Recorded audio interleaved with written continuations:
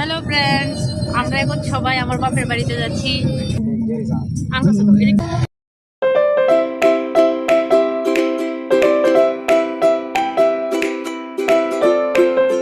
যাইবো যে মনে সিকিউরিটি রাখছে না স্কুলের মধ্যে ইয়ে করবো যে ঠিক আছে, এটা কিন্তু স্কুলের রাস্তা।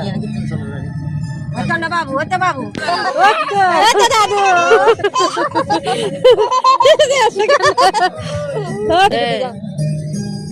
মামামের বাড়ি ওই এদিক দিয়ে সিকেল দিছে ভালো। চলে আসলাম বাড়িতে এসে মাত্র আবার দোকানে চলে গেলাম তিতলির জন্য একটা ময়শ্চারাইজার নেব।